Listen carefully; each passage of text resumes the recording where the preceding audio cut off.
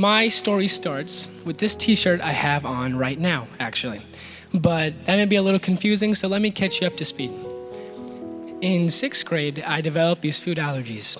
And so it first became a mild intolerance just to eggs and a little bit of dairy. And then it got a little worse. It became gluten, dairy, eggs, almonds. And so it came to be into the form of eczema, which is like a little patch of skin that's a little itchy.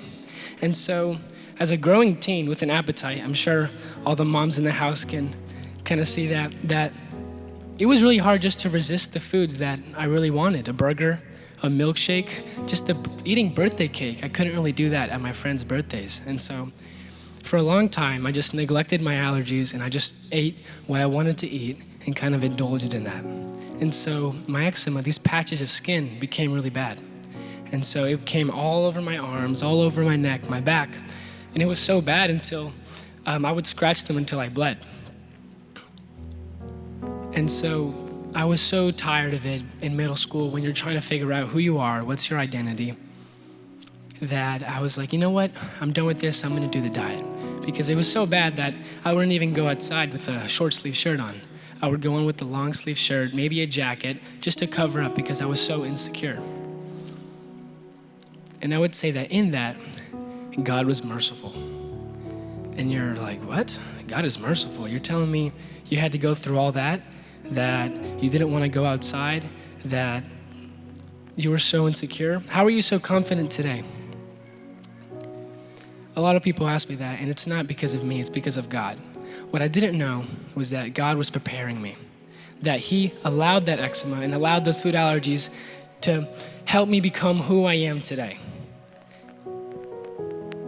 That He let me be insecure so that I can learn to be dependent on Him for my confidence.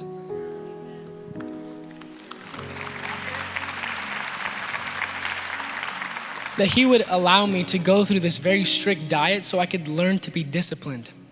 And so I could learn to say no to the things that weren't good for me. And I didn't know it. But soon I would be saying no to the temptations and the lies of the devil. He was preparing me.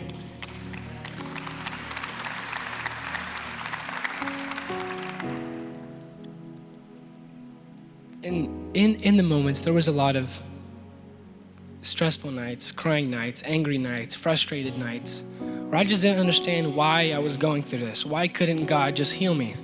If He can breathe His life, say the word, think the thought, why can't He just heal me? Right?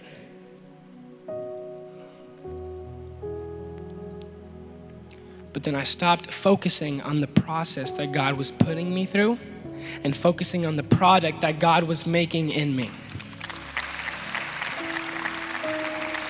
So I want to invite you today to switch your perspective, change your mind, and see what is God making in you. He will complete the good work that He has started in you.